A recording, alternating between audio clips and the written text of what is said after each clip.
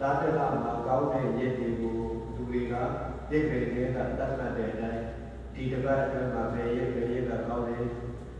နောက်တစ်ပတ်မှာပဲရည်ကကောင်းတယ်စသည်ဖြင့်ရက်ကောင်းတွေကိုရွေးကြတဲ့အခါမှာတလလုံးမှာ၄ရက်၅ရက်လောက်ပဲရတယ်တချို့သားတွေကတော့တလလုံးမှာ2ရက်လောက်ပဲရက်ကောင်းလို့တတ်မှတ်တယ်အဲ့လိုဆိုလို့ရှိရင်မြတ်စွာဘုရားရှင်ကအဲ့လိုလာဒီပေါ်မှာကောင်းခြင်းကိုမြတ်စွာဘုရားရွေးချယ်ဖို့ကဘယ်လိုလဲမြတ်စွာဘုရားရှင်ကတော့ကောင်းနေနိုင်တဲ့ပုဂ္ဂိုလ်တယောက်အတွက်တလမှာရက်30ရှိရင်အဲ့ရက်30လုံးမှာအကုန်လုံးကောင်းတယ်ကောင်းနေနိုင်တဲ့အချိန်ကို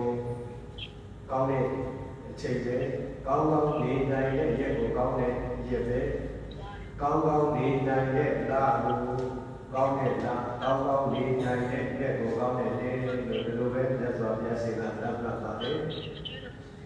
အဲ့တော့အဲ့လိုဆိုလို့ရှိရင်မြတ်စွာဘုရားရှင်ရဲ့တတ်မှတ်ချက်ကိုကြည့်လိုက်တဲ့အခါကျတော့လိုက်နာကျင့်သုံးရဖို့ဒီစတဲ့ကလေးတွေရှိနေတယ်အဲ့လိုဆိုဘာတွေလိုက်နာကျင့်သုံးမှာလဲဆိုရေဘိတ်ကိုခန္ဓာပုဗ္ဗနာတယံကာယေနသုစိတံသရတိဝါစာယသုစိတံသရတိမနတာယသုစိတံသရတိဘေကွေရံတွေတတ္တကျင့်တ္တဝါတို့သည်ပုဗ္ဗနာတယံလေးရဲ့ရှိဖို့ပြသောခါ၌ပုဗ္ဗနာတယံမိနစ်6နာရီမှသည်နေ့လယ်10နာရီကာလအတွင်း၌ကာယေနကိုဖြင့်သုစိတံသုစိုက်ကိုစရတိကျင့်သုံးကြကုန်၏ဝါစာယနှုတ်ဖြင့်သုစိတံသုစိုက်ကိုစရတိကျင့်သုံးကြကုန်၏မနတာယစိတ်ဖြင့်သုစိတံသုစိုက်ကိုစရတိကျင့်သုံးပြီးတိုင်ကြကုန်၏အဲ့လိုဆိုရင်ဒီနေရာမှာပုဗ္ဗနာတယံနေ့ကို3ပိုင်းပိုင်းလိုက်တယ်ညကို3ပိုင်းပိုင်းနဲ့နေ့ကို3ပိုင်းပိုင်းနဲ့တတိမှာ6ပုံပုံထားတယ်ပေါ့အဲ့တော့နေ့မှာ3ပိုင်းပိုင်းတော့ကမနေ့ပိုင်းရဲ့နေ့လယ်ပိုင်းရဲ့ညနေပိုင်းရဲ့ဆို3ပိုင်းအဲ့လိုဆိုညပိုင်းကိုကြည့်တော့ညဦးပိုင်းရဲ့ညလယ်ပိုင်းရဲ့ညရဲ့နောက်ပိုင်းရဲ့ဆို3ပိုင်းအားလုံးပေါင်းတော့6ပိုင်းအဲ့လိုဆိုရင်ကိုဒီမြတ်စွာဘုရားရှင်ရဲ့နေကောင်းခြင်းမကောင်းခြင်းရက်ကောင်းခြင်းမကောင်းခြင်းအခါကောင်းခြင်းမကောင်းခြင်းမင်္ဂလာရှိခြင်းမရှိခြင်းအဲ့ဒါကိုကြည့်လိုက်တဲ့အခါမှာကောင်းနေနိုင်တဲ့ပုဂ္ဂိုလ်တယောက်အတွက်ကောင်းနေတဲ့အချိန်ချင်းဟာကောင်းဆုံးချိန်ပဲဒီကနေ့တည်းကတတ်မှတ်ထားတဲ့ရေရာဇာပြတရာကလူတယောက်ကိုဒီလောက်ကြည့်ကောင်းအောင်ဆိုးအောင်ရုပ်အောင်မြတ်အောင်လုပ်နိုင်ဘူးလူတယောက်ရဲ့ကိုယ်ချင်းတရားလို့ခေါ်ဆိုတဲ့ကာယကံဆောင်ထိုင်မှုဝစီကံဆောင်ထိုင်မှုမနောကံဆောင်ထိုင်မှုတွေကတာလေလူတယောက်ရဲ့ဒီနေ့ဟာနေကောင်းပဲလို့ပြောဖို့အတွက်ဆိုရင်ဒီအချိန်ဟာအချိန်ကောင်းပဲလို့ပြောဖို့အတွက်ဆိုရင်ကာယကံကြီးဆောင်ထိုင်ရမယ်ဝစီကံကြီးဆောင်ထိုင်ရမယ်မနောကံကြီးဆောင်ထိုင်ရမယ်ကာယကံကြီးဆောင်ထိုင်ဖို့ဆိုရင်ကာယကံမှာတို့တဲ့မတတ်ရဘူးတို့ဥစ္စာမကိုရဘူးကာမလုံးမမှားရရဘူးကာယကံ3ပါးကိုစင်ကြယ်ရတယ်ကာယကံ3ပါးမှာအဲ့ဒီကာမေနဝိဇ္ဇာစာရကာမလုံးမမှားရရဘူးဆိုတော့အဲ့ဒီထဲမှာကာယကံရဲ့သူတို့အရက်တောက်ခြင်းဘီယာတောက်ခြင်းဝိုင်းတောက်ခြင်းအဲ့ဒါကိုလည်းကာယဒုစရိုက်တရား3ပါးထဲမှာထည့်ထားလိုက်တယ်ထည့်ထားလိုက်တဲ့အတွက်တတ္ထရှောင်းရမယ်ခိုးတာရှောင်းရမယ်ကာမဂုဏ်ကာယနာရှောင်းရမယ်မူရဲ့မင်းလျော်သေးတဲ့အရေးကြီးအတော်စားတာရှောင်းရမယ်ကာယကံ3ပါးကိုစိတ်ကြံစွာနေရမယ်အဲ့ဒါကိုကာယဒုစရိုက်လို့ပြောတဲ့ဘုဖြစ်ကောင်းစွာကျင့်တယ်အဲ့ဒါဆိုနောက်တစ်ခုကဝစီဒုစရိုက်တရား၄ပါးကိုကြည့်တော့ဘုရားရှောင်းကျင်ရတယ်ခုံးတိုက်ကရှောင်းကျင်ရတယ်ကျမ်းတတ်တဲ့စကားတွေပြောတာရှောင်းကျင်ရတယ်အကျိုးမရှိတဲ့စကားတွေပြောတာရှောင်းကျင်ရတယ်အဲ့ဒီလေးမျိုးကိုရှောင်ကျဉ်နိုင်ရတယ်ဘယ်လိုရှောင်ကျဉ်ရင်အဲ့ဒီဟာကိုဝစီသုစရိုက်တရား၄ပါးနဲ့ပြည့်စုံတယ်လို့ပြောတယ်အဲ့ဒီဝစီသုစရိုက်တရား၄ပါးနဲ့ပြည့်စုံနေတယ်ဆိုလို့ရှိရင်လည်းဒီနေရာမှာဒါပုဗ္ဗနာသဗျာလေးရဲ့အရှိဖို့ကိုတနည်းအားဖြင့်သူ့ပုဗ္ဗနာလေးရဲ့အရှိဖို့ကိုကောင်းအောင်ပြုလုပ်ထားသူအဲ့လိုဆိုရင်ကာယသုစရိုက်ကိုဖြစ်လဲကောင်းစွာကျင့်တယ်ဝစီသုစရိုက်နှုတ်ကျင့်လဲပဲကောင်းစွာကျင့်တယ်မနောဒုစရိုက်စိတ်ဖြစ်လည်းပဲကောင်းစွာကျင့်တယ်စိတ်နဲ့ကောင်းစွာကျင့်တယ်ဆိုတော့အနာဂိသာတဲ့သူပစ္စည်းဥစ္စာတွေကိုမကြံစည်ဘူးအဗျာပါဒသူများနေသေးပါစေဒုက္ခရောက်ပါစေဘုသူတွေဆင်းရဲဒုက္ခရောက်ပါစေစသည်ဖြင့် ဒီလိုမျိုးမရှိဘူးမေတ္တာကမ္မထာစီးနှံပြီးတော့ပဲနေတယ်အဗျာပါဒဖြစ်အောင်နေတယ်နောက်တစ်ခါကျတော့တမ္မာဒိဋ္ဌိယရနာသုံးတဲ့ကံခိုင်းအကျိုးတရားကိုယုံကြည်ပြီးတော့မှနေတယ်အဲ့လိုဆိုရင်အဲ့ဒီသုံးမျိုးကိုနာဘိဇာအဗျာပါဒတမ္မာဒိဋ္ဌိအဲ့သုံးမျိုးကိုမနောဒုစရိုက်စိတ်ဖြင့်ကောင်းစွာကျင့်သုံးခြင်းအဲ့လိုဆိုရင်ကိုယ်ဖြင့်ကောင်းစွာကျင့်သုံးခြင်းရဲ့နှုတ်ဖြင့်ကောင်းစွာကျင့်သုံးခြင်းရဲ့စိတ်ဖြင့်ကောင်းစွာကျင့်သုံးခြင်းရဲ့အဲ့ဒီသုံးမျိုးသောဒုစရိုက်တွေကိုမနေ့ပိုင်းကမနေ့ပိုင်းပဲချိန်ကလည်းပေါ့မနေ့6နာရီကလည်းစတော့10နာရီလောက်အပဲအထိကြောက်ဆောက်ကောင်းအောင်ကျင့်သုံးပြီးတော့နေတယ်အဲ့လိုကောင်းအောင်ကျင့်သုံးပြီးနေတဲ့ပုဂ္ဂိုလ်ကိုသူ့ပုဂ္ဂိုလ်တော့ဘိက္ခွေဒေနတတ္တနာဘိက္ခွေယံတို့ဒေနတတ္တနာကိုတတ္တဝါတို့အားသူ့ပုဂ္ဂိုလ်တော့ကောင်းသောနေဖို့ရှိသူကို၍ဘုဇတိခေါ်ဆိုအပ်၏စေတယံတို့ထိုပုဂ္ဂိုလ်ရာကောင်းသောနေတဲ့ရှေ့ပိုင်းရှိတဲ့ပုဂ္ဂိုလ်တွေ။ဘာဖြစ်လို့သူတို့ဒီဟာဒီအချိန်ကြီးကိုအကောင်းလုပ်နိုင်နိုင်လဲ။ကာယဒုစရိုက်ကိုကျင့်သုံးနေလို့ဝစီဒုစရိုက်ကိုမနောဒုစရိုက်ကိုကျင့်သုံးနေတဲ့အတွက်ဒါသူ့ဘုံဘာသာဖြစ်သွားတယ်။အဲ့လိုဆိုလို့ရှိရင်ဒါနေ့ရဲ့အချိန်ပိုင်းကကုန်သွားပြီနေ့နဲ့10နာရီကနေနေ့ကနေ့2နာရီထိအဲ့လောက်ကိုလည်းပဲထပ်ပြီးတော့ပြောတယ်။ရေဘိက္ခွေတတ္တာမေသန္တိကတမေမေသန္တိကတမေကာယေနသုစိတံစရဏိဝါစာယသုစိတံစရဏိမနတသုစိတံစရဏိခြေတရတို့အကျဉ်းတ္တဝါတို့ဟာနေ့လယ်ပိုင်းကာလနေ့လယ်10နာရီကနေနေ့လယ်10နာရီထိနေ့လယ်ပိုင်းကာလမှာလည်းပဲကိုဖြင့်ကောင်းစွာစောင့်တည်ကျင့်သုံးပြီးတော့နေတယ်။နောက်ဖြင့်ကောင်းစွာစောင့်တည်ကျင့်သုံးပြီးတော့နေတယ်စိတ်ဖြင့်ကောင်းစွာစောင့်တည်ကျင့်သုံးပြီးတော့နေတယ်ထိုကဲ့သို့ကောင်းစွာစောင့်တည်ခြင်းသုံးပြီးနေထိုင်တဲ့ပုဂ္ဂိုလ်ကိုကောင်းသောနေ့လယ်ပိုင်းရှိသူလို့ခေါ်ဆိုတတ်တယ်။ပြည့်ကလေးထဲမှာရေးသားထားတဲ့ရက်တင်နေ့တွေကိုကြည့်လိုက်ရင်ပြတ်သားနေဖြစ်နေမယ်။ဒါပေမဲ့ဒီပုဂ္ဂိုလ်တို့ကတော့မြတ်စွာဘုရားကပြတ်သားမဟုတ်ဘူး။ဘုဒ္ဓဘာသာကိုပြုနေတဲ့ပုဂ္ဂိုလ်ကဘယ်တော့မှပြတ်သားမဖြစ်ဘူး။ပြတ်သားနေပဲဖြစ်စေကကိုဘုဒ္ဓဘာသာကိုပြုသူဒီပြတ်သားဘယ်တော့မှမဖြစ်ဘူး။ဘာဖြစ်လို့ဘုရားကမြတ်စွာဘုရားကနောက်ဆုံးညွှန်ပြီးတော့ဟောကြားတဲ့တဲမှာသူနေခန္ဓာတို့ဝေကလတော့ပါအာတံတို့ထိတယ်သူမတော်သူမဟုတ်တော့သာတို့ရဲ့ဉာဏ်မြတ်စာရီသူနေ့နေ့အချိန်လေးနာရီအဲ့ဒါကိုကိုကောင်းအောင်လုပ်ချင်အဲ့ကောင်းအောင်လုပ်လို့ရတယ်။တလားလုံးကောင်းနေတယ်ဆိုရင်လည်းတလားလုံးစင်စင်ကြဲကြဲနဲ့နေပါ။နာရီပိုင်းလေးပဲကောင်းနေတယ်ဆိုရင်နာရီပိုင်းလေးပဲစင်ကြအောင်နေကျန်တဲ့အချိန်ကိုကြိုက်လို့နေအဲ့တော့ဘုရားကိုပြင်းနေတဲ့ရက်တွေကိုကိုပြင်းတိုင်းနဲ့မြတ်စွာဘုရားရှင်ရဲ့ဤစနစ်အရာအထူးအဖြင့်ဒီဘောဂနာသုံးတာရဲ့ဤစနစ်အရာကိုတနေ့လုံးကောင်းနေတယ်ဆိုရင်တနေ့လုံးကောင်းအောင်ဒီကိုဖြင့်ကောင်းသွားခြင်းရမယ်တောက်ဖြင့်ကောင်းသွားခြင်းရမယ်စိတ်ဖြင့်ကောင်းသွားခြင်းရမယ်အဲ့လိုသုံးမျိုးလုံးဖြင့်အချိန်သုံးခုလုံးမနေ့ပိုင်းရောနေ့လယ်ပိုင်းရောညနေပိုင်းရောအချိန်သုံးခုလုံးမှာကောင်းအောင်နေနိုင်တဲ့ပြီဆိုလို့ရှိရင်တော့ဒီအဲ့ပုဂ္ဂိုလ်ဟာကောင်းသောနေရှိတဲ့ပုဂ္ဂိုလ်ကိုဘက်ကမြတ်စွာဘုရားဟောကြားတော်မူတဲ့ဗတ္တိကရတ္တတော့ကောင်းသောညစ်တဲ့ညကောင်းသောနေ့တည်းနေ့ကိုလည်းပဲကောင်းစွာနေတဲ့ကမ္ဘာနေနှလုံးသွင်းပြီးတော့နေတဲ့ညကိုလည်းကောင်းစွာနေတဲ့ကမ္ဘာနေနှလုံးသွင်းပြီးတော့နေတဲ့ဒီလိုဆိုလို့ရှိရင်တော့သူ့ရဲ့နေထိုင်ခြင်းသူ့ရဲ့နေထိုင်မှုဒီကောင်းသောနေ့ဒီကောင်းသောညနေဖြစ်သွားတယ်လို့ဒီလိုအဓိပ္ပာယ်ရတယ်အဲ့လိုဆိုလို့ရှိရင်တော့ဖြစ်တာကဒီဘောဂနာသောတာပန်လာတဲ့နေကြီးကတော့ဖြစ်တာဒီဒီလာနေတာကိုပြင်လို့ရတယ်အဲ့လိုဆိုလို့ရှိရင်ဘေးဆရာတွေကတော့ဟောပါလိမ့်မယ်ဒီနေ့ကဘယ်ကမာနေတာအဘွားကဘာဘွားအထုံးဘွားတိုက်ဘွားအဒီဘိဘွားရာဇဘွားကုတိဘွားစသည်ဖြင့်ဘေးဆရာတွေကတော့ဟောပါလိမ့်မယ်ဒါပေမဲ့မြတ်စွာဘုရားရှင်ကတော့အဲ့ဒါတွေကိုမြတ်စွာဘုရားမမိတ်ပါဘူး။ဘာတွေမိတ်လဲဆိုနေ့နေ့ရက်နေ့အချိန်ခါကာလတွေကိုကိုယ့်ဟာကိုပြင်လို့ရတယ်။အကောင်းဆုံးနေတဲ့ဖြတ်တန်းနေနိုင်ဖို့အတွက်ကိုယ့်ဟာကိုပြင်လို့ရတယ်။ကိုယ့်ဟာကိုပြင်ဖို့ဆိုရင်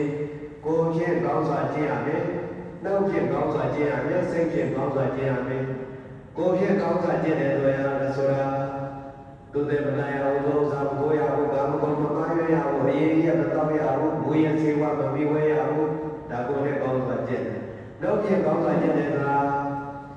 ဘုရားမပြောအောင်ဘောမနိုင်အောင်ကျမ်းတဲ့စကားမပြောအောင်ညိုးမရှိတဲ့စကားမပြောရဘူးစိတ်ဖြင့်ကောင်းစွာကျင့်တယ်ဆိုဒီမှာသူပြည့်စည်အောင်စာတွေကိုမကြံစည်ရဘူးသူရနေသေးပါသေးဘသူသေးပါသေးဒုက္ခရောက်ပါသေးကိုကြရှုံးပါသေးစသည်ဖြင့်ဒီလိုအဘိဓါဗျာပါဒတွေမဖြစ်ရဘူးအဲ့လိုဆိုတော့တစ်ခေါက်တော့ဘုရားကြတော့လားယရဏသုံးတဲ့ကံတဲ့ယုတ်တရားကိုယုံကြည်ခြင်းတမ္မာတိတိအဲ့ဒီနေကရရည်နဲ့ပြည့်စုံလို့ရှိရတော့ဖြင့်နောက်ဖြင့်ကောင်းသွားကျင့်ခြင်းနဲ့ပဲပြည့်စုံသွားတယ်အဲ့တော့အဲ့လိုဆိုမနေ့ပိုင်းရောနေ့လယ်ပိုင်းရောညနေပိုင်းရောအကုန်လုံးကဒီလိုကောင်းအောင်ကျင့်နိုင်တဲ့ပုဂ္ဂိုလ်ကိုဘာပြောတယ်ဆိုတော့ယတမိန်ပတိတိယတမိန်ဒီဝတိတေယောသုစရိယဓမ္မေဝိပုရိတိယတမိန်ပတိတိအကျဉ်အရ၌တေယောသုစရိယဓမ္မေယတမိန်ဒီဝတိအကျဉ်နေ့တစ်နေ့၌တေယောသုစရိယဓမ္မေသုံးမျိုးသောသုစရိယတရားတို့ကိုပရိပုရိတိပြည့်စုံအောင်ကျင့်ကြကြကုန်၏နေ့တနေ့မှာတဲ့သူတော်ကောင်းတဦးကသုံးမျိုးသောသုစရိုက်တရားတွေကိုပြည့်စုံအောင်ဖြစ်ကျင်ထားတယ်ဒီနေ့ဆိုပါလို့ကာယသုစရိုက်ဖြစ်အောင်လုပ်တယ်ဝစီသုစရိုက်ဖြစ်အောင်လုပ်လိုက်တယ်မနောသုစရိုက်ဖြစ်အောင်လုပ်လိုက်တယ်သုံးမျိုးသောသုစရိုက်တရားတွေကိုပြည့်စုံအောင်ဖြစ်ကျင်ထားတယ်သောတိဝသောထိုနေ့ဒီသုံးမျိုးသောသုစရိုက်တရားတွေကိုပြည့်စုံအောင်ဖြစ်ကျင်ထားတဲ့ထိုနေ့ဒီတို့နဲ့ခတ်တယ်နေခတ်ဒီမကောင်းမရှိအကောင်းဒေတာလည်းဖြစ်ပါပြီတို့မင်္ဂလာမကောင်းဟာမင်္ဂလာဘေကမှမရှိကောင်းသောမင်္ဂလာဖြစ်ပါပြီနေခတ်ကောင်းတယ်ဆိုတာနေကောင်းတယ်လို့ပြောတယ်ရက်ကောင်းတယ်လို့ပြောတာအခါကောင်းတယ်လို့ပြောတာအဲ့လိုဆိုအဲ့ဒီရက်ဒီအခါတွေအချိန်ကြီးကောင်းဖို့ဆိုလို့ရှိရင်မြတ်စွာဘုရားရှင်ရဲ့ဒီစတဲ့နေရာကတော့ကိုယ်နဲ့ကောင်းကောင်းနေထိုင်ရမယ်လုပ်ခြင်းကောင်းကောင်းစွာနေထိုင်ရမယ်စိတ်ခြင်းကောင်းစွာနေထိုင်ရမယ်အဲ့လိုနေထိုင်ခြင်းဖြင့်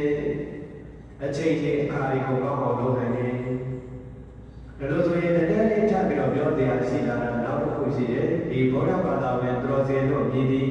ယရဏသုံးပါးကိုယ်ွယ်တဲ့အစည်းကတဲ့ဥပဒကတို့မြည်သည်မှာမယုံကြည်တဲ့မယုံကြည်တိုင်းတဲ့အရာတွေကိုပဲဆုံးရမယ်ဆိုတော့ဟိုဘက်ကစန္ဒာလတော့ဆိုပါတော့နော်။အဲ့စန္ဒာလတော့ကမှာတော့ကအပကတဘောဓဝလမင်္ဂလိကောဘေရှာအာမိတဲ့ဘောဓဝလမင်္ဂလာရှိရမယ်ဘေရှာအာမိတဲ့ဘောဓဝလမင်္ဂလာရှိရမယ်ဆိုတော့ကအဲ့ဘေရှာအာမဲ့ဘောဓဝလမင်္ဂလာဒီပါလဲတော့မလိမ္မာတဲ့ပညာမဲ့တဲ့ပုဂ္ဂိုလ်တို့ရဲ့အယူဆတွေကိုရှောင်ကျဉ်နိုင်ရမယ်အဲ့ဒီအယူဆတွေကိုတော်လှန်နိုင်ရမယ်မလိမ္မာတဲ့ပညာမဲ့တဲ့ပုဂ္ဂိုလ်ရဲ့အယူဆကသင်္ကပါဏိတာကျိုးစားကဘယ်တော့တက်ရောက်ကဘယ်တော့ဘုဘယ်ကျိုးကိုကြားရောက်နေတယ်ဒါကအခိုက်တွေဝင်နေတယ်စသည်ဖြင့်မလိမ္မာတဲ့ပညာမဲ့တဲ့ပုဂ္ဂိုလ်တို့ရဲ့အယူဆကိုကြော်လွှားလို့ရောက်နိုင်တဲ့ပုဂ္ဂိုလ်ဖြစ်ရတယ်လို့ဒီလိုသတ်မှတ်ထားတယ်အဲ့တော့အဲ့ဒီသတ်မှတ်ချက်တွေကိုလိုချင်တယ်ဆိုလို့ရှိရင်တော့မြတ်စွာဘုရားသာသနာတော်ကဒီစနစ်ကတော့ပုဗ္ဗနာတောတ္တရဲ့ဒီစနစ်ကိုကြည့်ရင်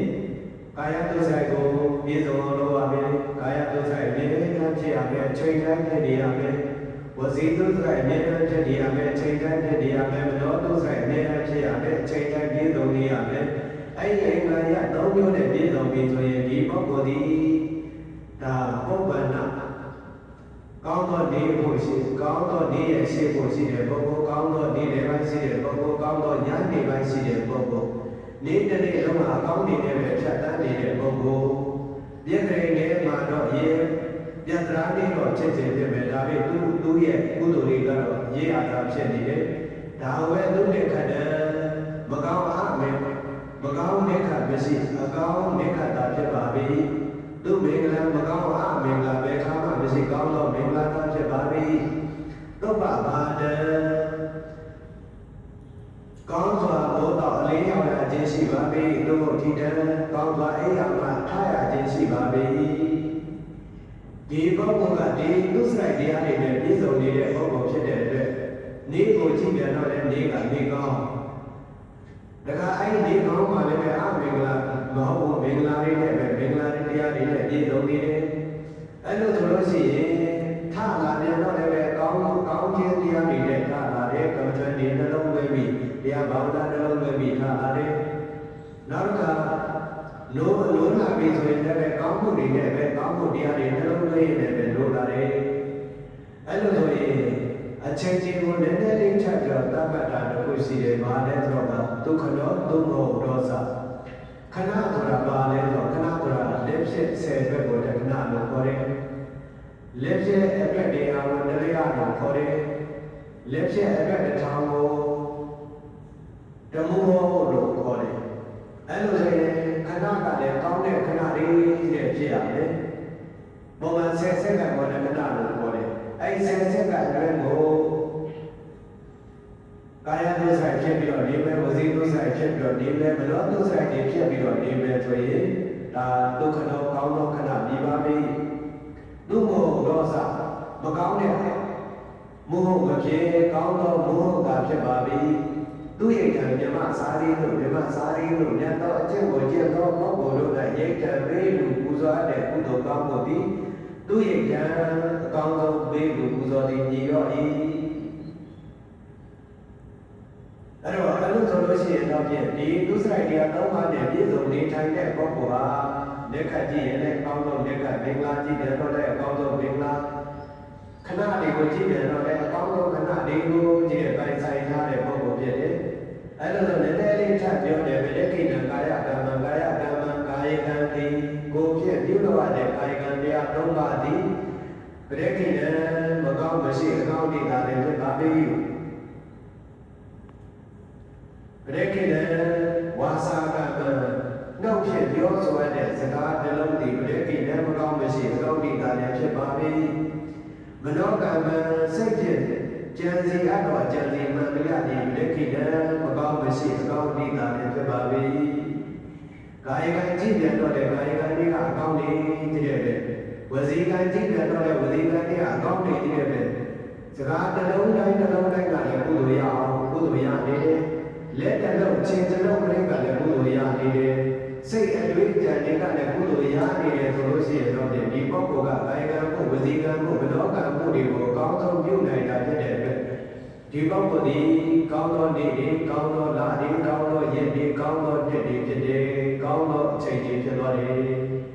အဲ့တော့အဲ့လိုဆိုလို့ရှိရင်တော့ဒီအကောင်းတွေနဲ့ဖြတ်တန်းနေထိုင်နေတယ်ဆိုလို့ရှိရင်တော့ဒီကာယဒုစရိုက်ဝစီဒုစရိုက်မနောဒုစရိုက်လို့ခေါ်ဆိုတဲ့ဒုစရိုက်တရားတွေနဲ့ပြည့်စုံအောင်နေထိုင်နိုင်တဲ့ပုဂ္ဂိုလ်ဆိုလို့ရှိရင်တော့ဘယ်လိုကောင်းတဲ့သဘောရှိတယ်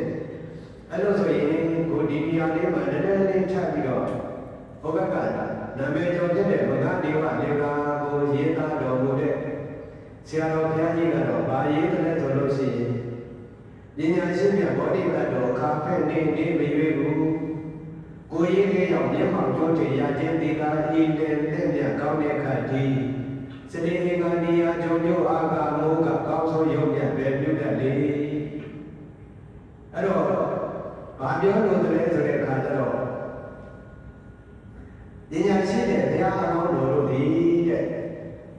ဒါကဗာနဲ့ခတ်ဒါကဗာနဲ့ခတ်တော့အဲ့နဲ့ခတ်ကိုအဲ့လောက်ကြီးရွေးမနေဘူးအဲ့လိုရွေးလိုက်ချက်တဲ့အခါတည်းမှာရရှိတဲ့အကျိုးတရားတွေဆုံးယုံပြည့်စည်သွားတယ်အဲ့တော့ဟိုဘက်ကကိုလိုချင်တဲ့အရာဝတ္ထုကိုရခြင်းကိုလုံးချင်တဲ့အလုပ်ဟာပြီးမြောက်အောင်မြင်သွားခြင်းအဲ့ကိစ္စဒီကနေ့ဒါကောင်းတဲ့ခတ်ဖြစ်ပါတယ်စနေနေ့ကတရားကြိုးပြောအာကာမိုးကကောင်းဆုံးရုပ်ပြရွယ်ပြုတယ်လေလူတွေတတ်မှတ်ထားတဲ့ဒီနေ့အသီးသီးကလူတယောက်ရဲ့ဘဝကိုစိုးအောင်ကောင်းအောင်ရုပ်အောင်မြတ်အောင်ဒီနေ့တွေကမလုပ်နိုင်ဘူးဘယ်သူတွေကလုပ်နိုင်တယ်ဆိုလို့ရှိရင်မိမိကိုယ်တိုင်ကမိမိကောင်းတော့မိမိစိုးတော့မိမိကောင်းကျိုးတရားတွေဖြစ်အောင်မိမိစိုးကျိုးတရားတွေဖြစ်အောင်မိမိကိုယ်တိုင်သာနဲ့မိမိကိုယ်ကိုလုပ်နိုင်တယ်။ဘာတွေနဲ့လုပ်နိုင်တယ်ဆိုရင်ကာယဒုစရိုက်တွေကျင့်သုံးခြင်းဖြင့်ဆိုးသွားအောင်လုပ်နိုင်တယ်။ဝစီဒုစရိုက်တွေကျင့်သုံးနေခြင်းဖြင့်ဆိုးသွားအောင်လုပ်နိုင်တယ်။မနောဒုစရိုက်တွေလုပ်နေခြင်းဖြင့်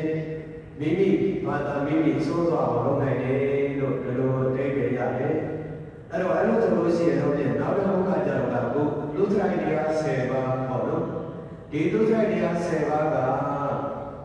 ကယ်ကတော့သီလတွေကိုပြောထားခြင်းဖြစ်တယ်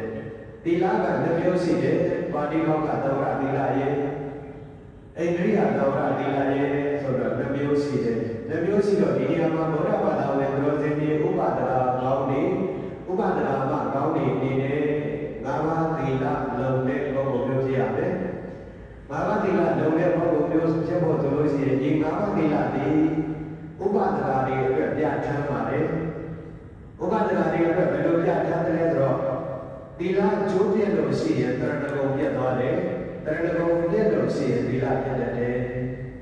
တရဏဂုံပြည့်ရင်သီလပြည့်သွားတယ်သီလပြည့်သွားရင်လည်းတရဏဂုံပြည့်တယ်သီလနဲ့တရဏဂုံကတွဲနေတဲ့သဘောရှိတယ်တစ်ခုပြည့်ရင်တစ်ခုပြည့်သွားတယ်အဲ့လိုဆိုလို့ရှိရင်တော့ဟိုဘက်ကနာမည်ကျော်ဖြစ်တဲ့မဟာနာမသုံးလို့ခေါ်ဆိုရတဲ့သုတ်တံမှာမြတ်စွာဘုရားအထူးအဖြင့်မဟာနာကမြတ်စွာဘုရားရှင်ကိုမေခွန်းထုတ်တယ်ပေါ့နော်မေခွန်းထုတ်တော့ကဘာတွေမေခွန်းထုတ်တယ်ဆိုတော့ဒီလိုရဏသုံးပါးကိုပဲစိတ်ကတဲ့ပုဂ္ဂိုလ်ဖြစ်ဖို့တရဏဂုံဒီရဲ့ပုဂ္ဂိုလ်ဖြစ်ဖို့အတွက်တပည့်တော်ဘာလုပ်ရမလဲဥပဒနာဖြစ်အောင်တပည့်တော်ဘာလုပ်ရမလဲလို့မြတ်စွာဘုရားကိုမေးလျောက်တယ်မြတ်စွာဘုရားကိုမေးလျောက်တဲ့အခါမှာမြတ်စွာဘုရားရှင်ကဘုရားရှင်ကိုကိုယ်ပဲစိတ်ကခြင်းတော့ကဲ့ရောက်ပါတရားတော်ကိုကိုယ်ပဲစိတ်ကခြင်းတော့ကဲ့ရောက်ပါသံဃာတော်ကိုကိုယ်ပဲစိတ်ကခြင်းတော့ကဲ့ရောက်ပါဒီရဏသုံးပါးကိုကိုယ်ပဲစိတ်ကလို့ရှိရင်ဥပဒနာဖြစ်သွားပါပြီလို့မြတ်စွာဘုရားကလိမ့်တယ်အဲ့လိုဆိုရင်ဥပဒနာဖြစ်သွားတဲ့ပုဂ္ဂိုလ်ဟာဘာတွေလိုက်နာကျင့်သုံးဖို့လိုပါတယ်မြတ်စွာဘုရားလို့ထပ်ပြီးတော့မဟာနာကမေဖို့ထုတ်တဲ့အခါမှာမြတ်စွာဘုရားရှင်က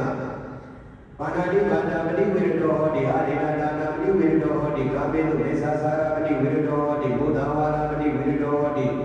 သူရာမေရယမြတ်စွာဘုရားတထာနာပတိဝိရတောဟောတိသူတဲ့တခြင်းကိုရှောင်းပါတို့ဇာကိုခြင်းကိုရှောင်းပါကာမဂုဏ်ပါယွင်ခြင်းကိုရှောင်းပါလိန်ညာပြောကြခြင်းကိုရှောင်းပါဘုရားမင်းလျော့စေတတ်တဲ့အရေးကြီးတောင်းစားခြင်းကိုရှောင်းပါငါးပါးသီလတော်နေပါတော့ဒီလိုလေးပြရတယ်အဲ့လိုဆိုရင်ဒီနေရာမှာတချို့ပုဂ္ဂိုလ်တွေကဒီငါးပါးသီလဟာသာသနာ့တွင်တရားမဟုတ်ဘူးဆိုတော့လည်းတချို့ကဒီလိုပြောကြတယ်မဟုတ်ပါဘူးသာသနာ့တွင်တရားကငါးပါးသီလနဲ့သာသနာ့တွင်တရားပါပဲသာသနာ့ဘာမှလည်းမကျင့်ဘူးလားဆိုတော့ကျင့်တယ်ဒါပေမဲ့သာသနာ့ဘာမှကျင့်တဲ့ပုဂ္ဂိုလ်တွေကသာသနာ့တွင်ကကျင့်ပြီးလာခဲ့တဲ့ဘုရားအလောင်းတော်ကြီးတွေရှင်းကျက်တဲ့သူတော်ကောင်းကြီးတွေသူတော်ကောင်းမကြီးတွေကဘုရားသာသနာကိုဖြတ်သန်းပြီးတဲ့အခါကျတော့နောက်ထပ်ဘဝတွေသာသနာ့ဘာကာလရောက်လာတဲ့အခါမျိုးမှာသူတို့ကဒါတွေကိုစောင့်ကြည့်ကျင့်သုံးတတ်တယ်စောင့်ကြည့်ကျင့်သုံးရမယ်လို့သူတို့အယူဆတွေတော့ဆောက်ရှိတဲ့အခါကျတော့အဲ့ဒီပုဂ္ဂိုလ်တွေကသာသနာ့ဘာကာလမှာလည်းပဲသီလတွေလုံးဝစောင့်ကြည့်ကြပါတယ်သို့တော့မြတ်စွာဘုရားလောကမှာဝင်လာတဲ့အခါမှာဒီငါးပါးသီလကိုလည်းပဲဥပဒနာကောင်းနေပဲဥပဒနာမကောင်းနေပဲငါးပါးသီလလုံးဝပဲငါးပါးသီလတွေကိုမြတ်စွာဘုရားပြန်ပြီးတော့ဟောပါတယ်ဘာဖြစ်လို့ဆိုရင်ဒီသီလဟာဥပဒနာတွေအတွက်အတော်တရားအရေးကြီးလို့ပါပဲအဲ့လိုဆိုလို့ရှိရင်ဥပဒနာတွေအတွက်မြတ်စွာဘုရားရှင်ကဒီနေရာမှာသူ့တဲ့တတ်တာဆောင်ရမယ်သူ့ဇခိုးတာဆောင်ရမယ်ကာမဂုဏ်ပါယနာဆောင်ရမယ်လိန်ပြောတာဆောင်ရမယ်မူရဲ့မင်းလျော့စေတတ်တဲ့အရေးရဲ့တောင်းစားတာဆောင်ရမယ်ငါပြောတော့တရားတွေကိုလိုက်တာဆောင်စည်းရမယ်ပေါ့နော်ဒါပြတ်သွားဘုရားဟောကြတယ်အဲ့လိုဆိုဒါကတော့ငါးပါးသီလအဲ့လိုဆိုငါးပါးသီလလုံပြီးပါပြီဆိုတဲ့အခါမှာတော့ဒါအမြဲတမ်းလုံရမှာတော့ငါးပါးသီလကအမြဲတမ်းလုံနေရတယ်ယန္တာအဖြစ်စောင့်နေတဲ့အခါမှာဥပုသ္တရေနဲ့စောင့်တည်ခြင်းသုံးပါဥပုသ္တရေနဲ့စောင့်တည်ခြင်းသုံးပဲဆိုလို့ရှိရင်ဒါလာဇရှင်ရဲ့လာဇုရှင်ရဲ့ဒါပြီးလာဝဲအဲ့လိုနေ့ဒီမှာဥပုသ္တရေနဲ့စောင့်တည်ခြင်းသုံးနိုင်တယ်တခါတလေမှာလည်းဒီစွမ်းနိုင်လို့ရှိရင်အဖိတ်တွေဥပုံတွေဖိတ်တွေဥပုံတွေတွဲပြီးတော့အဲ့လိုလည်းပဲစောင့်တည်ခြင်းသုံးနိုင်ပါတယ်ဒီလိုဆိုရင်တော့အလုံးကောင်းတယ်အဲ့လိုဆိုရင်အဲ့လိုစောင့်တည်ခြင်းသုံးတဲ့အခါမှာရှစ်ပါးသီလကဲ့သို့သောလက်ခါဘုတ်တွေကိုစောင့်တည်နိုင်တယ်အဲ့တော့အဲ့ဒီရှစ်ပါးသီလတွေကိုစောင့်တည်ခြင်းသုံးတဲ့ဆိုရင်လည်းဒီရှစ်ပါးသီလလုံးကိုတော့လုံးကျော်နေဖို့လိုတယ်ဒါကအဲ့လိုဥပုသ္တရေတွေစောင့်တည်တဲ့အခါငါးပါးသီလလုံနေတဲ့အခါမှာလည်းပဲအဲ့ဒီသီလလေးနဲ့ရပ်တည်လို့မရဘူးသီလကဒီတိုင်းလေးရပ်တည်လို့ရှိရင်ပြန်ကျိုးသွားတယ်သ တီလာကိုအားပြုပေးတာကဘာတွေကအားပြုပေးတယ်ဆိုကမ္မထံဘာဝနာတွေကအားပြုပေးတယ်အထူးအဖြင့်အိန္ဒိယသံဃာတီလာအမြင်ရတဲ့ကမ္မထံတွေကနေတော့ဒီတီလာတွေခိုင်မာဖို့အတွက်ပို့ပြီးတော့ကြားကံပေးနိုင်တဲ့သဘောရှိတယ်အဲ့ဒါဆိုအဲ့ဒီအိန္ဒိယသံဃာတီလာဆိုတာဘာလဲဆိုတော့ကမ္မထံနှလုံးသွင်းဖို့ပဲစိတ်ကိုစောင့်စည်းဖို့ပဲအဲ့တော့ကမ္မထံနှလုံးသွင်းတာတဲ့တော့အကယ်၍သူတော်ကောင်းတွေကနေပြီးတော့အာနာပါနကမ္မထံရဲ့လို့ကမ္မထံတွေကိုရှုမယ်ဆိုရင်အဲ့တော့ကမ္မထံရှုနည်းလေးပြောပါမယ်ကမ္မထံရှုမယ်ဆိုလို့ရှိရင်တော့ပထမဆုံးစိတ်ကြည်တဲ့အရာချင်းကပါငြိမ်တဲ့တရားလေးပေါ့နော်ဘုရားကံတော်ဖြစ်စီမိမိအိမ်တော်ဖြစ်စီငြိမ်တဲ့တရားချင်းကပြီးတော့ကမလင်္ကာအာဘုစိတ်တော်ထဲဝဲဖွဲ့ထိုင်ပဲဥဒ္ဒကရမဏိတရအယပိုင်းခန္ဓာကိုယ်ကိုပြောင်းပြောင်းမှတ်ထားမယ်ပရိမုခတရေုကတပည့်တော်စိတ်ကိုကမ္မထံအာယုလို့ရှင်းရှုတင်ပေးမယ်အဲ့လိုဆိုကမ္မထံအာယုလို့ရှင်းရှုတင်ပေးမယ်တော့ကအာနာပါနကမ္မထံရှုမဲ့ပုံပေါ်တဲ့အာနာပါနဝေလေထွက်တဲ့အာယုပေါ်မှာစိတ်ကိုရှင်းရှုတင်မယ်ဝေလေထွက်တွေကိုစောင့်ကြည့်မယ်ဝေလေထွက်တွေကိုဘယ်လားမှစောင့်ကြည့်မလဲဆိုတဲ့အခါကျတော့ဘုရားဘုရားကာတိကနာတရေတို့ရဲ့တစ်ဖက်တစ်ပါးဆိုတော့လေထိမှုထင်ရှားတဲ့နေရာထိဝင်ထိတွေ့တဲ့လေလေးကိုအဲ့ထိတဲ့နေရာလေးရဲ့အပေါ်ဆက်တော့ဒါပဲဝေလေထွက်တွေကိုစောင့်တော့ကြည့်တယ်ကြည့်တော့ဒီဝေလေထွက်တွေအာယုပေါ်မှာငါတမိနဲ့နေရပဲ5မိနစ်နေရပဲ10မိနစ်နေရပဲမိနစ်20နေရပဲနိုင်ဝဲနေရပဲ